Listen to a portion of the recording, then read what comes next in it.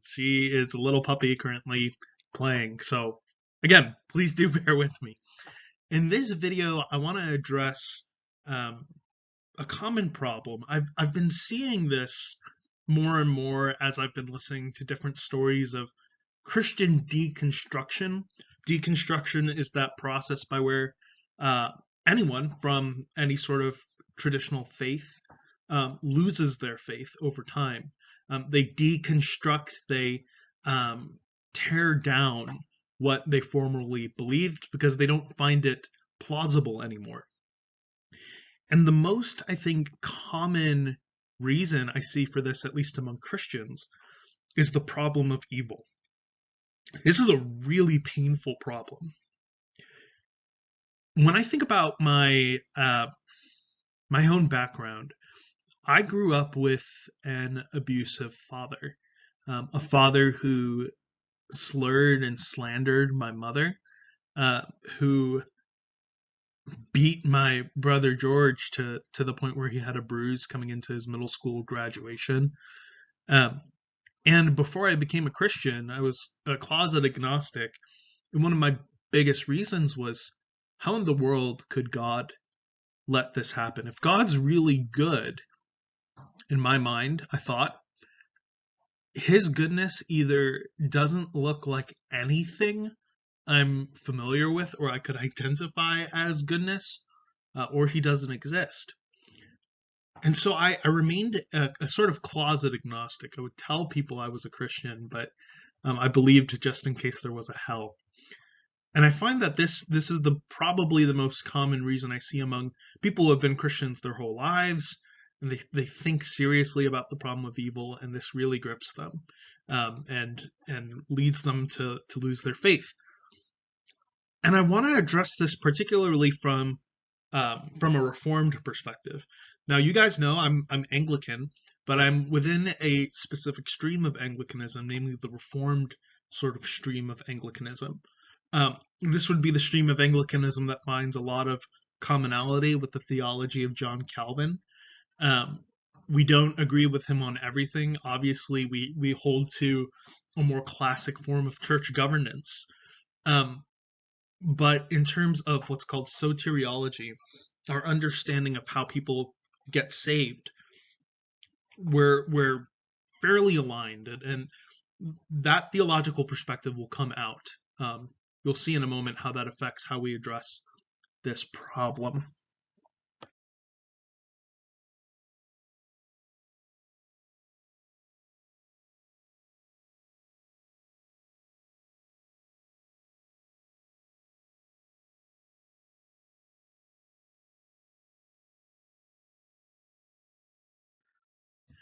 Okay, so what is the problem of evil? Well, Epicurus was an ancient Greek philosopher, and he phrased the problem really well, really concisely. He wasn't obviously the first one to ever think about this, but he gave a sort of pithy summation of it. If God is all good, then he'd want to eliminate all evil. And if he's all powerful, he'd have the power to. And so if those two things are true, if he wants to eliminate all evil and he has the power to eliminate all evil, from where does evil come? So the reality of evil indicates for Epicurus that either God is not good, or he's not all powerful, or he doesn't exist. Now, a lot of people distinguish between the emotional and intellectual problem of evil, and I think there's some legitimacy to that distinction. There's a way in which evil grips us and disorients us, and we might rail and be angry against God in a way that syllogisms can't really fully address, right? So if someone were to tell me, those times, the stories my mom still to this day tells me about my dad. If someone were to give me a syllogism at that point of why it's justified for God to allow that sort of evil, that wouldn't be helpful because that wouldn't be what I needed at that moment. So for a lot of people, the problem of evil isn't an intellectual riddle. It's this deeply emotional riddle that causes a lot of disorientation. And so in addressing this with people, we have to be sensitive to that. We have to ask, where's this coming from? Is there something traumatic in their life that sort of prompted this series of thinking? Because if you just address this on a logical, intellectual level, let's say to a rape victim, you simply show why God and rape is consistent, why those two realities can logically cohere with each other. You might miss the whole point of their cry. You might miss the an opportunity to enter into their trauma and to weep with them, to weep with those who weep adequately, and to grieve adequately with them the evil that has happened to them. I'm not in this video going to address as much that emotional problem, um, namely because in order to do so, I'd really need to know your individual story. I would need to ask questions, and obviously in a video I can't do that. But I do want to address this intellectual component. And a lot of people do struggle with this as well. This was a struggle for me when I was an agnostic. And getting answers to this was really clarifying and helpful. And it did help me at least make some sense of what was happening, even if not total sense. It at least helped me to find some sort of stability, some sort of sense of orientation in the midst of what I saw happening to my mom and my brothers. But is it a false dichotomy? Well, it's not. I want to be careful here because I don't want to so sharply dichotomize them as maybe someone like William Lane Craig might do, because so much of our moral experience is affirmed and informed by moral affections. What do I mean by that? Well, if you've ever been morally outraged, morally indignant, it's a different sensation, even a different what we call phenomenological sensation, a different subjective experience than being simply angry that maybe I didn't make a meeting on time or something. Moral outrage is a unique affection, and so largely our moral intuitions sort of stem from these moral affections, these moral emotions. And so there's some overlap between the intellectual and emotional problem of evil. And we'll see that here in a little bit. Okay, so what are the criteria then for successful response? Well, we heard the problem articulated by Epicurus, and there are generally two kinds of responses that are given by Christian theologians: theodicies and defenses.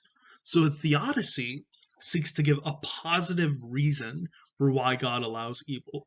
God allows evil for thus and such. Those are generally really hard to do, and most people kind of think that the project of theodicy is really misguided.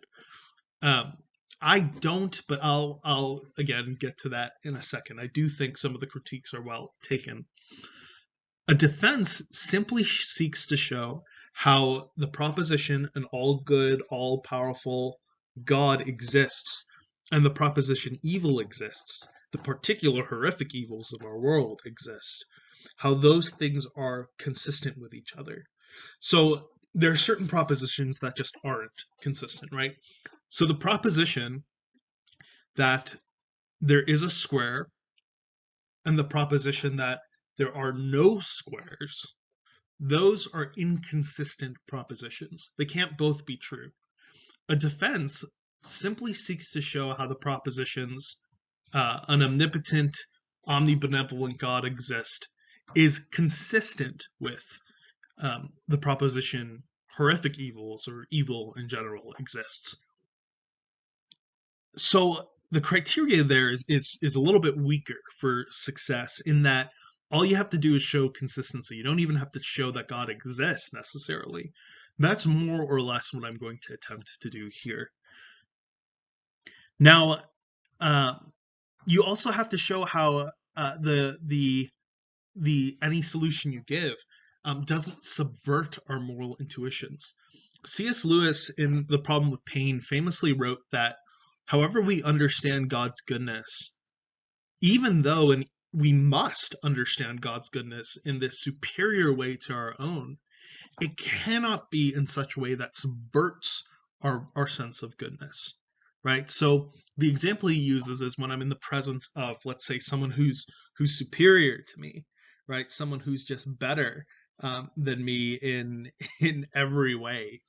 Um, Lewis makes the point that you kind of you kind of know, like when you're in the presence of that person, like you kind of almost get annoyed that your friend Joe or whoever, or your friend Bob, or is just a better person than you, and you're aware that their sense of goodness is superior to yours, even though it's different. Now, God's sense of goodness is subversive in the sense that when we touch it, when we encounter it, we shall know that his goodness is purer than ours, and the faint aspects of goodness that we grasped onto were but dim echoes of the divine goodness. But it can't be the kind of thing that completely makes moral reasoning impossible. God's goodness can't turn our proverbial blacks whites and our whites blacks, right? So it can't sort of, if we see the moral landscape in the colors of white and black, to use a kind of poor analogy, because obviously morality isn't always white and black. But if the analogical moral landscape was white and black, God's goodness can't subvert those colors and invert them. That if that were the case, then moral reasoning, Romans 2, this idea that God has written his law on the hearts of even those who don't know him, that would make no sense. That you would need divine revelation to make any moral claim at all. Okay. Now, there are particular Reformed problems. If you hold to Reformed theology, there are additional problems that accrue that really make it difficult for that sort of excavate the problem of evil. So I'm going to go through here several defenses that just aren't available to the Reformed theologian, the Reformed Christian. The free will defense is not available to a Reformed Christian. So this was articulated by Alvin Plantinga in response to J.L. Mackie. Mackie wrote a famous paper trying to argue that God is logically inconsistent with the reality of evil. And this paper made a lot of headway in philosophy of religion. A lot of philosophers were convinced that, the religion was, you could be certain that the claims of Christianity were wrong because its claims were logically incompatible. Plantinga came along and tried to resolve that. And interestingly, in philosophy of religion, most philosophers, even atheistic philosophers, most philosophers of religion are atheists or are secular. But most of them actually counted Plantinga's response a success. And the free will defense, it goes something like this, right? Mackie points out that we could theoretically imagine a person who freely chooses the good. There's nothing logically impossible about at least that scenario. If God's omnipotence means he can do anything that's logically possible, he can actualize any logically possible state of affairs. Why can't he actualize the creatures who always freely do the good? And Plantinga's response was to distinguish between logically possible worlds and feasible worlds for God. So while yes, it's logically possible for Plantinga that you could have a world of totally free creatures who only ever freely choose the good as an absolute free will decision, nevertheless, in the world as God sort of has it, he's confronted with creatures that don't freely choose the good. So although logically all creatures could choose the good, they wouldn't in fact choose the good. It's kind of, for those of you who are familiar with Molinism, it's a proto form of Molinism, or Molinism without planting or realizing he was a Molinist at the time. Essentially, God sees that these free creatures who could choose the good prior to creating the world would not, in fact, choose the good. And so his hands are sort of tied. He can actualize a world with free creatures who maybe only do the good, but maybe they have overriding deficiencies, right? So maybe God only can create one or two human beings, or even one or two free creatures at all. Um, and have a world of pretty much static matter or whatever. So for Plantinga, God can't actualize a world where free creatures only ever do the good. He can't force free creatures to only ever do the good. And because of that, he sort of has to play with the cards he's dealt with, the cards being the free creatures that he's confronted with. God cannot actualize a world where free creatures who would choose evil in a given circumstance don't in fact choose evil. Because if he made them not choose evil, their choice would no longer be free. Now, I don't think that's available to the Calvinist at all, because the Reformed tradition has actually always maintained, and this actually is also something that Thomist tradition has maintained, and Thomism and Reformed theology actually have quite a bit in common, as I'm finding out. That God can sovereignly predestine people to salvation. He elects whom he wills. He's the sovereign and sole cause of faith in the human heart. He can restrain any evil he wants, any evil he wills, without violating the free will of his creatures. Now, to explain the different schemes for that would be another video in itself, but the basic assumption of Reformed theology is that God's sovereign grace is alone responsible for anyone who comes to faith in Christ, and yet our wills are not eliminated by his grace, but actually elevated. They are intact. God does not violate the will of his creatures in the least.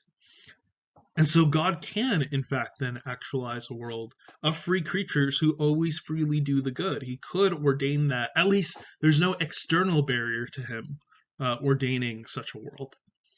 Well, another theodicy that isn't available to Reformed theologians are soul-making theodicies.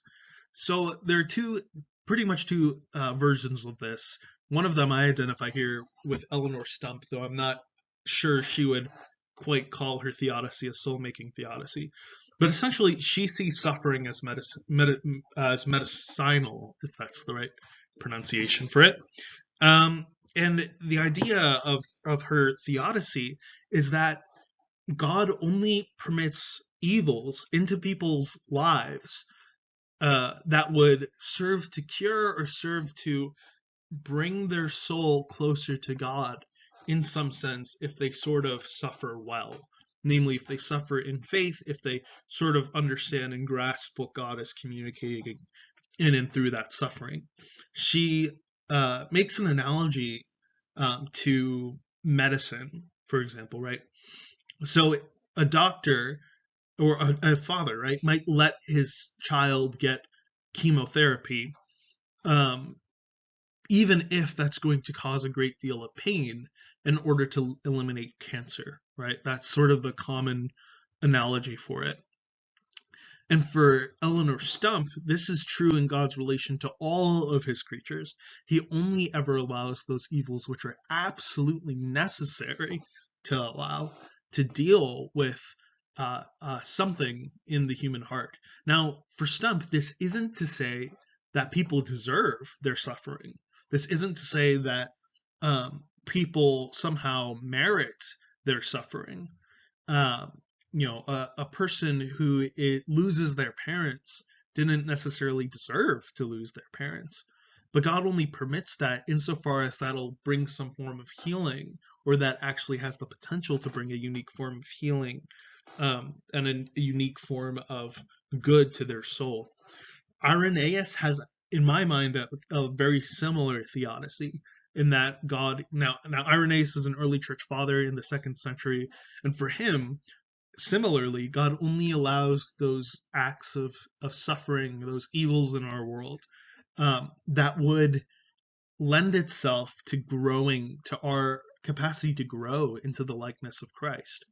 So, for example, we find some challenges through which we become the kinds of people we are. When I was 16, I broke a ligament in my foot, and it gave me actually that time. I was bedridden for about 2 months. I couldn't walk, and that gave me time. Actually, I was a new Christian to really drive deeply into the questions I had on the Trinity. Right, so I read a lot of literature, just hundreds of pages. Right, I had nothing else to do, and I wanted to do that. Right, so my ligament breaking actually afforded the opportunity to develop a theological mind really early on in my Christian journey, right?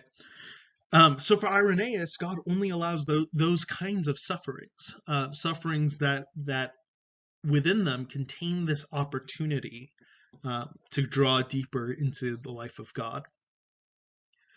Now, there's another Reformed problem, and it's the problem of God's what's called his aseity, his self-existence. Before the foundation of the world, all Christians, all Orthodox Christians, everyone who holds to the Nicene Creed, the Apostles' Creed, agrees that God was sufficient prior to the creation of the world. Creation added nothing to his perfection. So there's a first problem that emerges there of why would God create? Okay, well, some have said he created solely as a gift, and there's truth to that. He doesn't gain anything from creating. There's a problem. Our world is a world suffused with evil, and God knew prior to creating that all of those evils would happen in our world. So God, prior to the creation of the world, is confronted with, as it were, two possibilities. One, a reality with him and him alone in it, or a reality with him plus a world suffused with evil.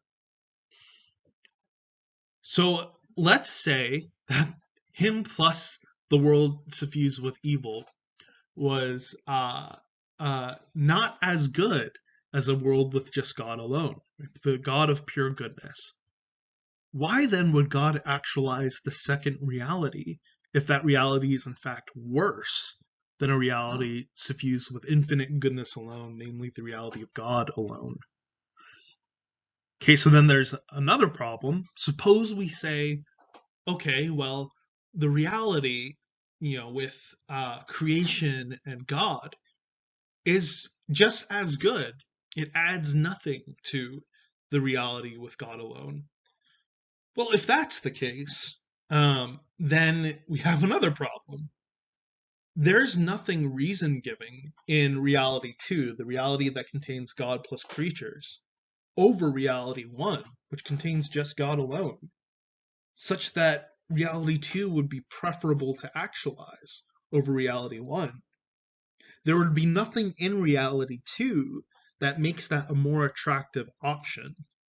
And so God would actually essentially just be actualizing a world with evil for no reason at all. Okay, well, let's say reality 2 is a better world than reality 1, right? So reality 2, a reality with God plus creatures, or a world suffused with evil, is better than reality 1. Well, then we're saying that creation adds something to the value of all existence that God alone didn't have.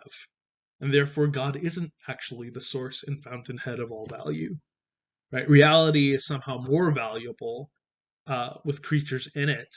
God gains something. He is not the infinite source of all value. It's him plus something else that constitutes a whole that's actually greater than God. So God then wouldn't be the ultimate, all-sufficient, self-sufficient, perfect being in all of reality.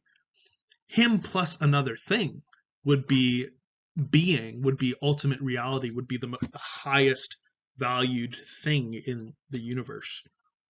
So that's a problem.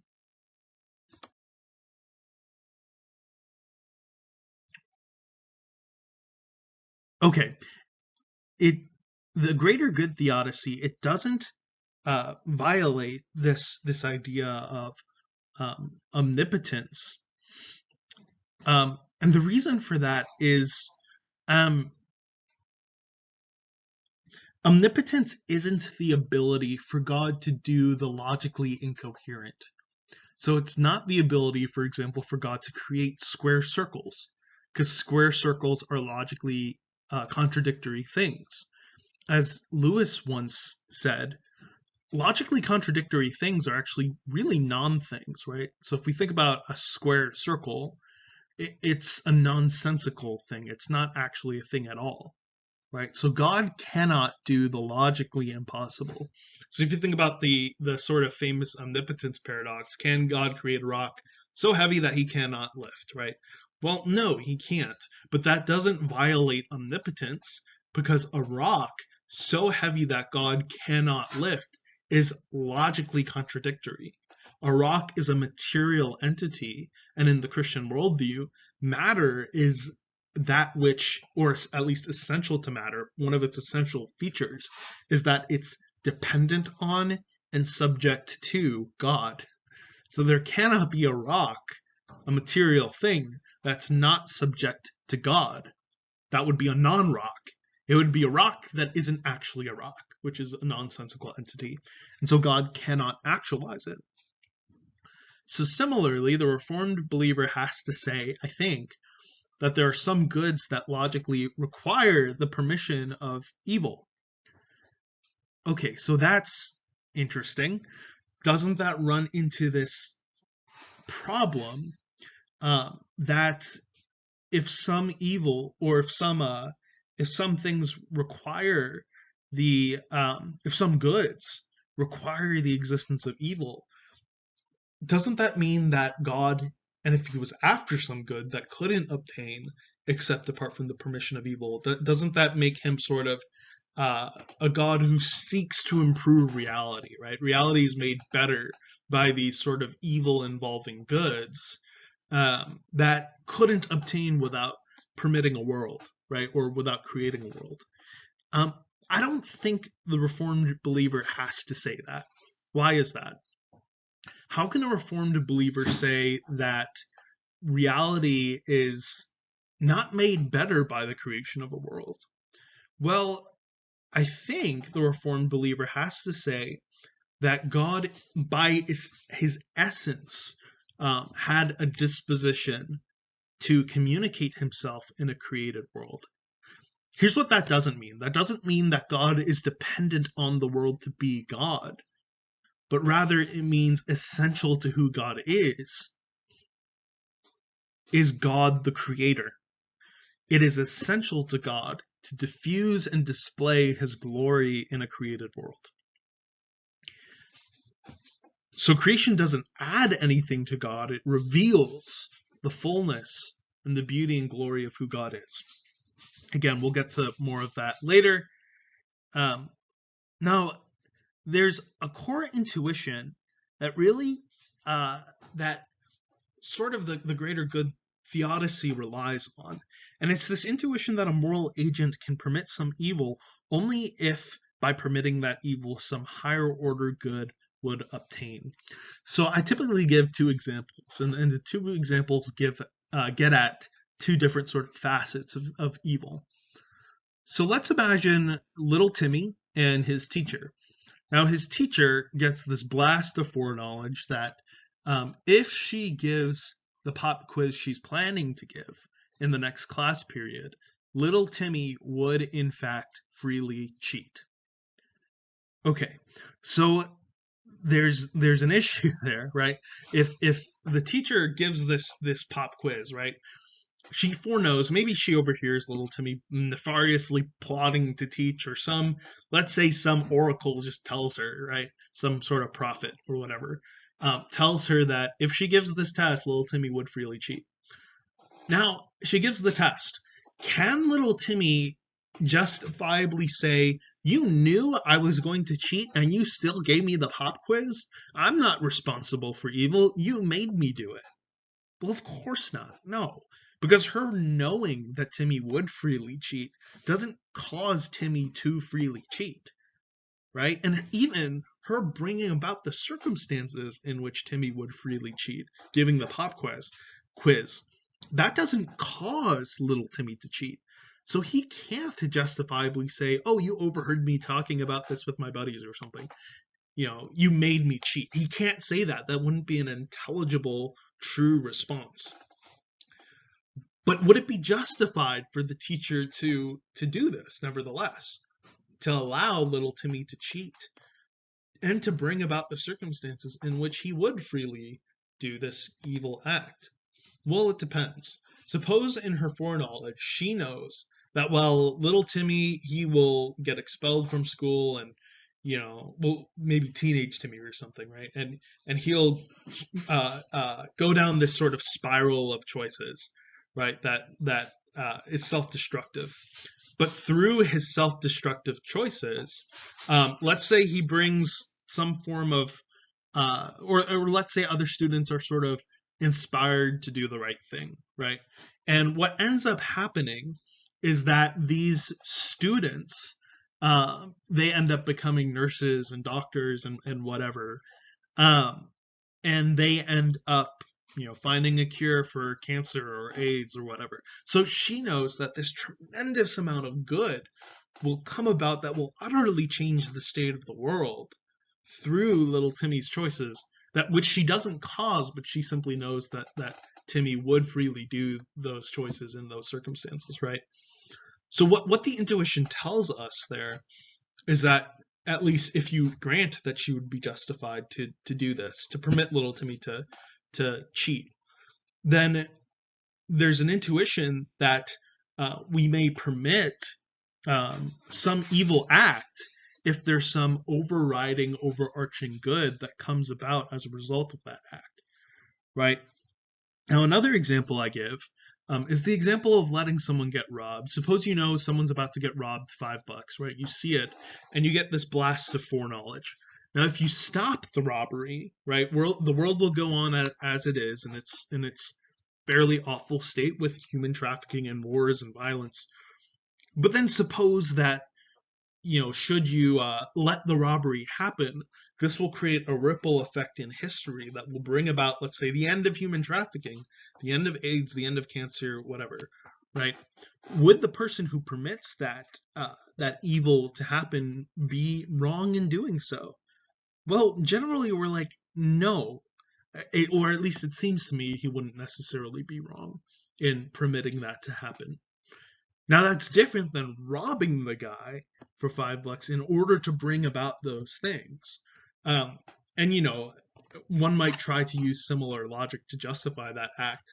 I don't think you can, but we'll see why again in a second.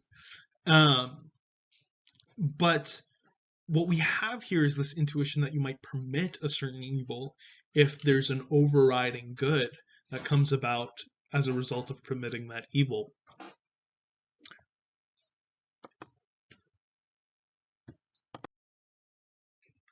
Okay, but aren't there problems with this kind of response, right? So J.L. Mackie's objection, he wrote in that famous paper, I think in the 60s, doesn't this lead to sort of infinite spiral, right? So if there are, let's say, higher order goods that come about as a result of higher order evils, well, can't you just say that to infinity? So let's say there's some evil on an order of a fourth magnitude, this horrific evil, right? And there's some higher order good that would come about as a result of it. Wouldn't this just lead to this sort of infinite spiral of higher order evils and higher order goods with no end in sight? So there would be no justifiable cap for God to say, okay, we're going to stop right here. There'd be no reason that would make, let's say, God stopping at the good of order 6, as opposed to any lower order good, right? Because he could just ride the spiral all the way up. So why does he stop where he does, right? There would be no reason for him to stop where he does. Okay, and if it doesn't lead to an infinite spiral, so for example, we know that some evils just seem so horrific that there could be no reason, so we think, to let them happen. Wouldn't that logic apply to God? Dostoevsky in The Brothers Karamazov famously articulated that in one of his characters, as one of his characters says, if there's some cosmic order that comes about through even the death of one child, it is not worth it, right? And there's a legitimate intuition here. There's a legitimate moral intuition that people are getting at, that's shown in eschatology. Evidently, even God on the Christian story thinks there's a point at which he must finally say no to evil. He must finally defeat it, and it would not be worth it to let it continuing. So apparently there's that intuition is correct, but here's the problem with that objection. How do we know where that line is? Who gets to draw that line? Right? How do we know that no good could possibly exist that could be justifiably allowed in light of some of the more horrific evils in our world? Isn't it the case that only God could know that? Right? So it might be the case that we cannot imagine, and I think it certainly is, we cannot imagine a good that could come about as a result of certain evils, the Holocaust, for example. That would permit allowing it. We can't come up with one as human beings. I think we're far too finite in our knowledge and our view of the scope of history, of the scope of reality. We just couldn't. But how do we know God couldn't? Right? Well, couldn't it be the case that God could know some sort of good that could justifiably, or that could justify it? Isn't that at least theoretically possible? So we can't infer from the bare fact of the horrific evils in our world that there is no good at all that could justify permitting some of the more horrific evils we see. I do think that's huge. That's a huge existential problem. To not know why God allows certain things is incredibly disorienting, and I think that problem requires prayer. But in terms of the intellectual problem, it doesn't at least seem to me to be the case that we can make an inference from our lack of imagination, and I don't mean that in this sort of derogative way or this pejorative way, but our finite lack of imagination. I don't think that we can envision and infer from that God's view of history is similarly limited. Well, doesn't it justify moral inaction? I don't think it does, but the argument goes like this. If some greater good will come out of any evil, why can't we just stand still and do nothing when we see any evil happening, right? So if I know that God exists and he's sovereign, right, and I see someone getting mugged, well, isn't it the case then that I can just let it happen? Because I know God will bring some higher order good out of it.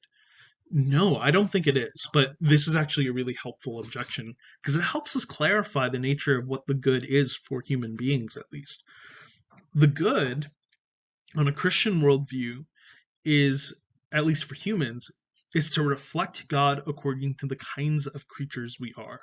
So God has established in human nature a certain nature, a certain kind of nature, and that nature flourishes in certain conditions. So, for example, we're the kinds of creatures that get thirsty, right? You and I, we need water. And we at least achieve some measure of flourishing or well-being when we drink water, right? So we have the kinds of nature for which water is a good. Similarly, our moral natures before God are such that we're designed to reflect him in particular ways. God has designed human beings in particular to ethically reflect his fighting against evil, his crushing the head of the serpent, his war against evil, right? He has not granted us to reflect certain divine prerogatives. He reserves for himself, for example, the role of the ultimate judge of everything, because he alone has the knowledge to perform that role, right? I can't pronounce on someone's eternal state definitively. God alone can do that because God alone has the requisite knowledge to do that. He hasn't assigned that to me as a finite creature. Similarly, there are certain prerogatives, such as permitting evils in this way, or at least permitting certain evils, that God hasn't assigned to me, and rather He's told me to reflect Him in particular ways, to show mercy, to overcome evil by doing good, right? And these are ultimately outworkings of God's own action in human existence. We're designed to be vessels of a particular range of God's actions, and in that way we flourish. If we don't do that, if we try to play God, well, what we'll find is ourselves on a spiral towards death. We will have repeated the same sin, the same crime that our forefather Adam committed against God. We'll try to usurp his throne, usurp divine prerogatives for ourselves, and we'll find death at the end of that road. Okay. So Schellenberg, J.L. Schellenberg, he recently wrote a paper in 2017 trying to reformulate the problem of evil. So the greater good defense I've given, at least if it's successful, shows that not necessarily why God permits every single evil he does, but shows that it's at least reasonable to think that his permission of evil is consistent with his existence. Schellenberg tries to raise an argument that shows this couldn't in fact be the case. And the argument goes like this: any good that God seeks, if he is the source of all good, must exist archetypically in him. So any good that God seeks to instantiate in creation, he seeks it because it's modeled after some good in him. And the reason for this that Schellenberg, I think rightly, gives is that we claim that God is the source of all good. There is no good that can be found outside of God. The psalmist in Psalm 16 says, I have no good apart from you. So all goods that exist are good only insofar as they model the goodness of God. The goods that exist in God, per Schellenberg, are goods without evil. Therefore, any goods that God seeks to instantiate in the world exist in him without evil, right? Because God is a being who's purely and wholly good. In him there is no darkness at all. If there are non-evil involving versions of the good God seeks in creation, then God would have no reason to prefer the evil involving versions. And for Schellenberg, of course, there are non-evil involving goods of the gods of non-evil involving versions of the goods that God seeks to instantiate in creation. So, Schellenberg says, God has no reason to prefer the evil involving versions. So how might we respond to this? I think it's a clever argument, and particularly poignant to the Reformed, because we agree with Schellenberg that God, in creating the world, seeks to display and diffuse the fullness of his own internal beauty, right? So creation, ultimately, in the totality of its history, is designed to tell and communicate who God is. So here is the Reformed, or at least a Reformed response to this. God does seek to instantiate the divine goodness, and the divine goodness in sort of the classical language is a term for the goodness of the divine nature, the beauty and splendor of all that God is, the full display of his beauty in all things. He created the world, as Calvin says, as a theater of divine glory. Okay, so while there are no evil involving goods in God's own being, there are archetypical evil defeating goods contained within his own goodness.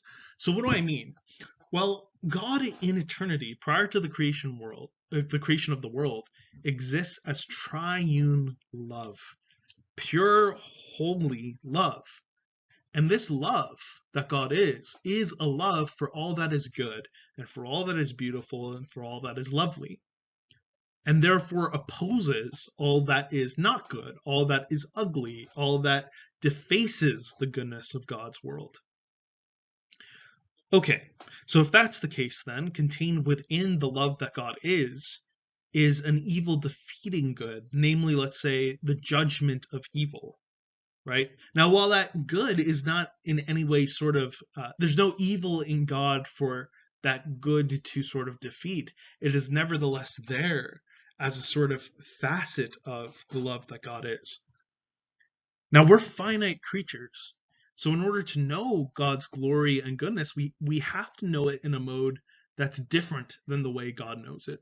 God knows his own goodness, the contents of his own beauty, in one sort of eternal, infinite gaze, is the way the ancient church fathers would put it.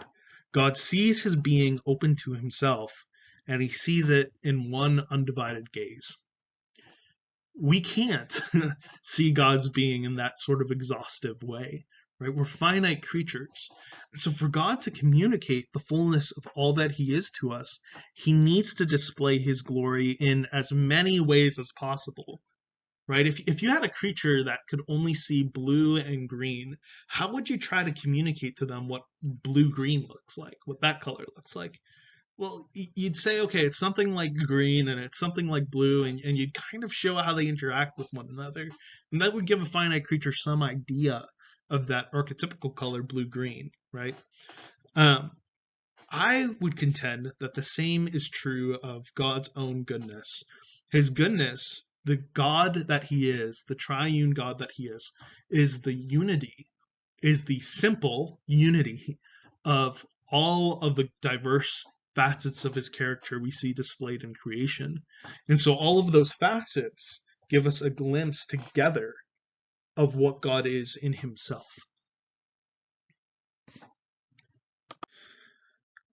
Okay, now there is an element of mystery here too, and this is really important to say.